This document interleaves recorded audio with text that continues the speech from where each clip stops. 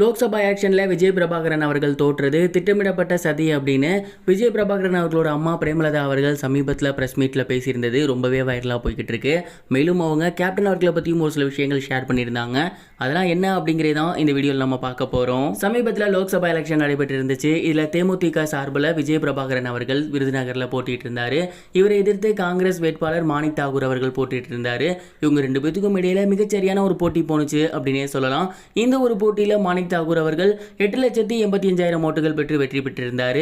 விஜய் பிரபாகரன் அவர்கள் 8,80,000 ஓட்டுகள் சம்திங் பெற்றிருந்தார். அண்ட் இந்த ஒரு தோல்வியே கிடையாது, திட்டமிடப்பட்டு தோல்வி செய்யப்பட்டிருக்கு அப்படின்னு ரீசெண்டா பிரஸ் மீட்ல விஜய் பிரபாகரன் அவர்களோட அம்மா பிரேமலதா பேசியிருக்காங்க.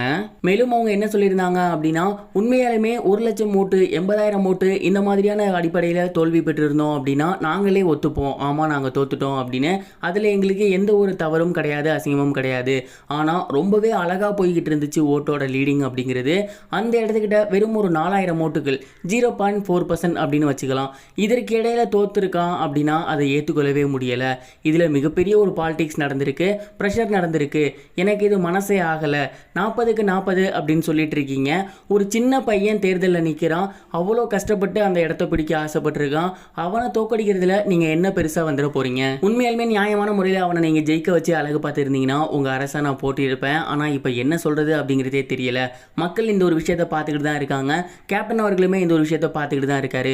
கண்டிப்பாக உங்களுக்கான தண்டனை அப்படிங்கிறது உங்களுக்கு கிடைக்கும் அப்படின்னு ரொம்பவே எமோஷ்னலாக சமீபத்தில் இருந்த ப்ரெஸ் மீட்டில் பேசியிருந்தாங்க. அண்ட் இந்த ஒரு விஷயம் இப்போ ரொம்பவே ட்ரெண்டிங்காக போய்கிட்டு இருக்கு. இவங்க சொல்கிற கணக்குக்கு ஏராளமான விஷயங்கள் கமெண்ட்ஸில் ரசிகர்கள் பேசி வந்துட்டு இருக்காங்க. ரொம்ப க்ளோஸாகவே விஜய் பிரபாகரன் அவர்கள் போனார், ஆனால் கடைசியில் தோத்துட்டாரு. இவங்க சொல்கிறது நிஜமாக இருக்கும்னு நினைக்கிறீங்களா, இல்லை உண்மையாலுமே ஓட்டுகள் அடிப்படையில் தான் அவர் தோத்துட்டாரா? நீங்கள் என்ன நினைக்கிறீங்க அப்படிங்கிறத கமெண்ட் பாக்ஸில் ஷேர் பண்ணுங்க. இது ஒரு புறம் இருக்க, ஆக்டர் சத்யராஜ் அவர்கள் ரீசெண்டாக ப்ரெஸ் மீட் ஒன்று வச்சுருந்தாரு. அந்த ஒரு ப்ரெஸ் மீட்டில் அவர் ஏன் ரஜினிகாந்த் கூட இவ்வளவு காலமாக நடிக்கலை அப்படிங்கிறத ஷேர் பண்ணியிருந்தார்.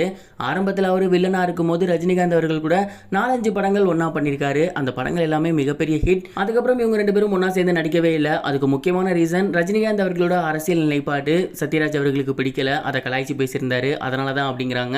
சமீபத்தில் இவங்க ரெண்டு பேரும் ஒன்றா சேர்ந்து நடிக்க போகிறாங்க அப்படிங்கிற தகவல் வெளியாகி இருந்துச்சு.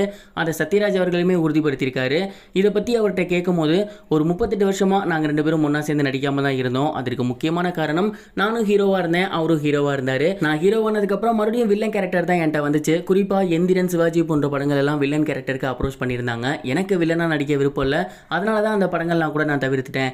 இப்போ கூலி படத்தில் அவர் கூட தான் நடிக்க போகிறேன், அவரோட நண்பனாக நடிக்க போகிறேன். கண்டிப்பாக அந்த படம் நல்லாயிருக்கும் அப்படிங்கிற மாதிரி சொல்லியிருந்தாரு.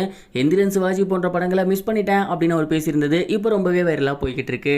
இது வரைக்கும் கனெக்டிங் டிவிக்கு சப்ஸ்கிரைப் பண்ணனா மறக்காம சப்ஸ்கிரைப் பண்ணிக்கங்க. உடனடி அப்டேட்ஸ் பெறுவதற்கு நோட்டிஃபிகேஷன் பெல்லையும் கிளிக் பண்ணிக்கங்க.